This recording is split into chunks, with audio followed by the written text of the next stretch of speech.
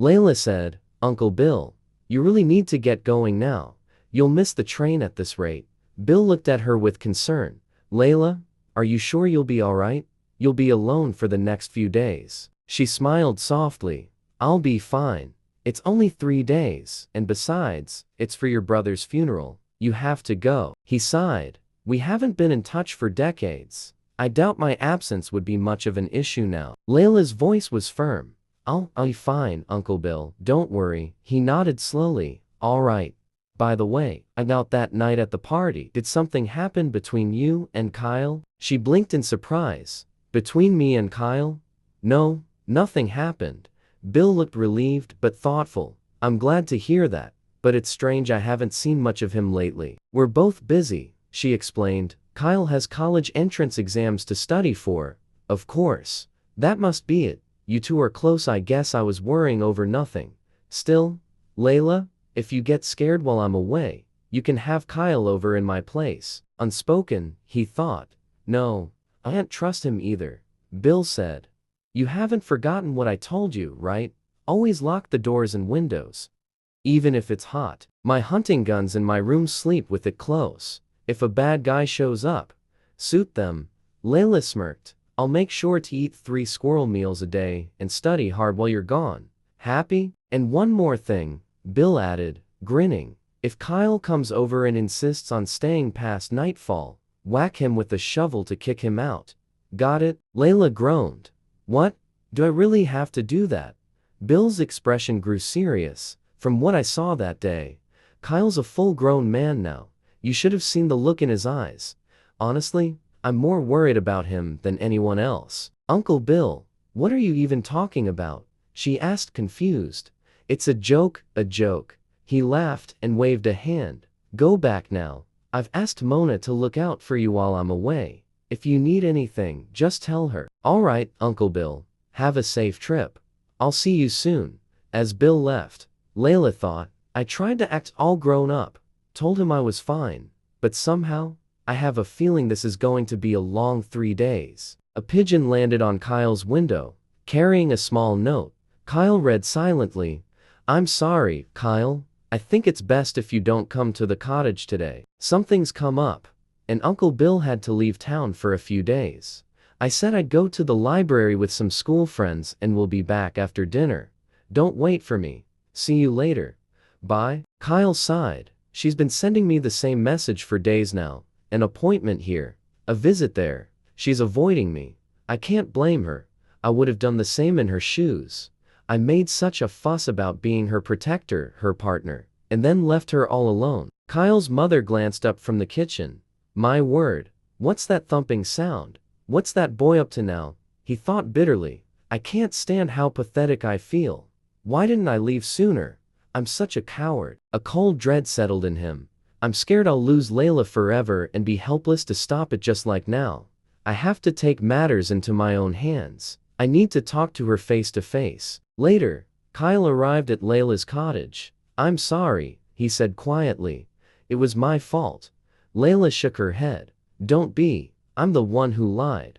So why are you apologizing? No, he insisted. It's my fault. I understand why you're acting this way. I asked you to wait for me and promised I'd come back soon, but I didn't keep my word. I'm sorry, Layla.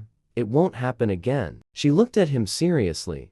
I'm not angry or upset about that night. I mean it. Then why? Why are you avoiding me? Layla's thoughts drifted.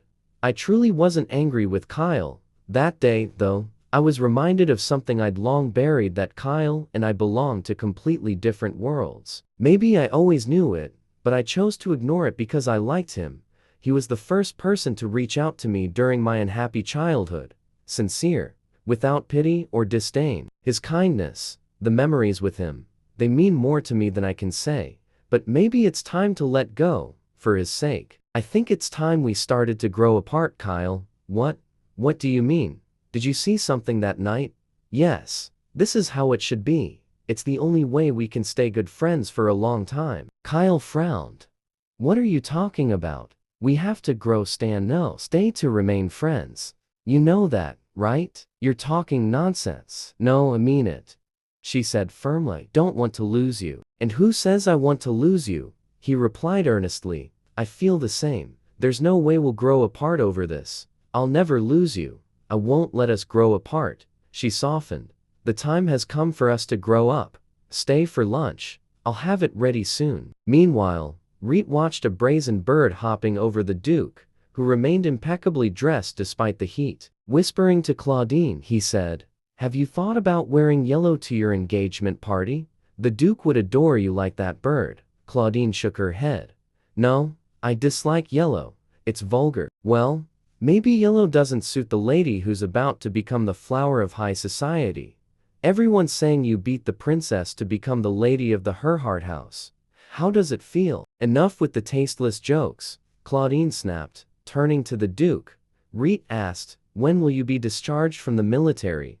You can't focus solely on the family business after your engagement. The Duke said, I'll probably stay in the royal guard another year or two.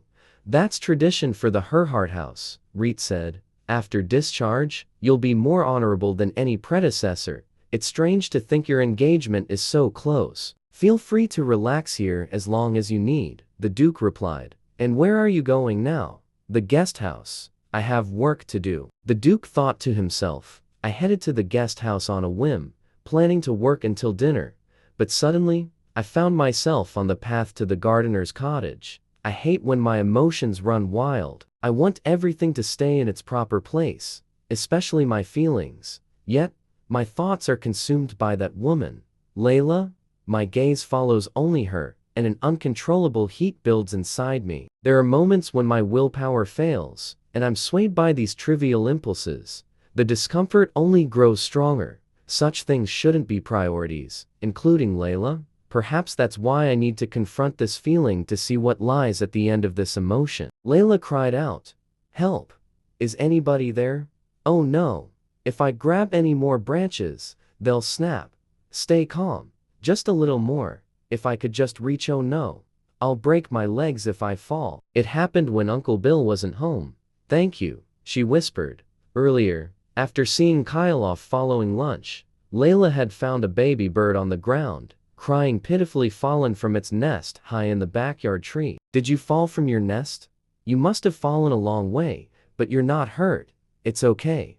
I'll get you back. Carefully, she returned the bird to its nest. Bye-bye. Grow up strong and be careful, she said gently. As she climbed down, she slipped but caught a branch just in time. Maybe Kyle will hear me if I call, she called out. Kyle, the Duke, standing nearby, thought. Why does Layla like climbing trees so much? He called out. Do you want me to save you? Layla thought bitterly. Why does it have to be him and not Kyle? The worst case scenario. Go away, she cried. You're not going to help me anyway, so why are you just standing there? He said. You look like you're about to fall. I should call for help. I'm not heartless, though judging by your height. We might need Dr. Etman instead. Duke said he was not coming, she cried out. Go away. You're not going to help me anyway, so why are you just standing there? He replied. You look like you're about to fall. I should call for help. I'm not that heartless. I'll call for Mr. Etman, the one you're so desperately crying out for. Although, judging by how high you are, we might need Dr. Etman instead. Layla thought, if my legs are still intact after this fall, the first thing I'll do is kick that obnoxious man like a pebble or a hazelnut. But I'm at my limit now. I can't hold on anymore. She begged. Please, please help me. The Duke said. Oh, then call out. Call out for me, she thought. I briefly imagined that falling to my death might be better than begging a man like him for help. But as the branches swayed wildly and terror blanked my mind, she called out, Your Grace, help me, please, Your Grace. Suddenly, he was there with the swiftness that belied his casual demeanor. Despite the height of the fall, she wasn't hurt, only dizzy, her heart racing. Opening her eyes, an unexpected calm washed over her. She noticed the earthy scent of soil mixed with grass and a faint hint of water mint in the air. She felt the large, firm body cradling her head and back, his heartbeat pounding through her chest. He had saved her. He had made it sound like he didn't care at all, like it was no concern of his whether she lived or died. What should she do? If she lifted her head now, she'd have to make eye contact with him. She'd even shouted at him to leave if he wasn't going to help. The creeping embarrassment took hold, and yet, as I was falling, I was the one calling out to him, desperate. Perhaps he was laughing at her. She didn't know, but the fact remained. He saved her. She should get up and properly express her gratitude, but something strange lingered inside her. I'm so embarrassed. This can't be happening. I can't shame myself more than this, he said. I told you, Layla, be a lady. Climbing trees and falling isn't very ladylike, don't you agree? She thought, are you seriously expecting me to be a lady right now? And replied, no, why must I be? After all, Your Grace, you're not a gentleman. What you said in the guest house was a lie. You said yourself, you're the best gentleman in all of Carlsbad. He said, did I not? She said, that was a mistake. I misjudged you. He smiled and said, surely not. It's impossible. And then he thought, even back then, and at every moment since, I've been restraining myself like a true gentleman. She said, please move. He said, how could a gentleman, she said, do something so outrageous? I'm grateful to you for saving me, he said. But I don't. The angry words she meant to say were swallowed as his eyes locked on hers, fierce, predatory.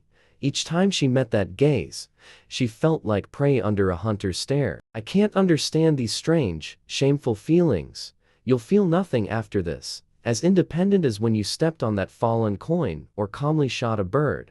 I'm meaningless to you, he thought. The moment I held Layla in my arms, I lost all reason. All I felt was a ravenous desire to possess her. Age meant nothing if I was an animal in heat. I wanted to see this through. It was meaningless, futile, insignificant. If only she hadn't cried that moment. If only I could have lost control. Maybe I would have. But every time I returned to Arvis, seasons change and a child grows. It meant nothing until this summer. But now, because of you. He glanced at the clock. When the cool breeze blows, this sweltering summer will end. It will all be over. As if none of it happened. As if it was a lie. Layla went home and started bathing. Kyle thought to himself, I think it's time we started to grow apart. Even after Layla told him she was treating him just as before, eating together, chatting as usual, his heartbeat felt anxious and numb every time they spent time together. But he willingly played along because, although she smiled as if nothing was wrong, he believed she probably felt the same as he did. He didn't want to burden her with his insecurities, but even so, I can't shake this strong sense of foreboding, Layla said quietly. Get home safe, Kyle. He couldn't shake the feeling that a line Layla had drawn between them might never disappear. Maybe he wouldn't be able to put it off any longer. Maybe it was for the best if he went along with his mother's wish and got married anyway. Yes, maybe it's for the best, Layla, he told himself. But I don't believe the only way we can protect each other is by growing apart. I'll protect us in my own way. Later, Kyle knocked on his father's door. Father, it's me, he said. Come in, Kyle, his father replied. There was a serious look on Kyle's face. There's something I want to tell you. His father smiled gently. By the look on your face, it must be important. Go on, tell me, Kyle said. I think Mother considers me old enough to be married soon. His father laughed softly. Oh, that's why you look so serious. Well, your mother can get a little ahead of herself sometimes. Despite what she says, there's no need to worry. My opinion differs from hers. I don't think you need to start thinking about marriage so soon. No, father, Kyle said firmly. I'm also thinking about marriage. His father looked surprised. What? You mean, you want to get married? Yes, father. I want to marry Layla, and for us to attend college together. Meanwhile, Layla was struggling. She had difficulty sleeping for 3 nights. Was it the fear of being alone? She would stay awake until dawn, and when she finally fell asleep, terrible nightmares descended, dragging her back to a distant past, to the times she was beaten without knowing why, abandoned in strange places. Sometimes, she saw him in her dreams, the Duke, just like on that terrible day. After wandering through the hazy memories of dusty afternoons, she would open her eyes overwhelmed by the urge to cry. Those memories became long, lingering nightmares that would haunt her for years to come. She wanted to forget. She worked all day long, deliberately tiring herself out, so she could fall into an exhausted sleep. But the harder she tried to shake off the memories, the more vivid the lingering image became, clinging to her like a shadow. At times, it felt like being dragged into a deep, dark swamp. Doubts ran through her mind. Her body and soul felt as heavy as wet cotton balls from lack of sleep. But she couldn't let herself sink completely. After all, Uncle Bill is coming home today. She promised him she would be fine while he was away.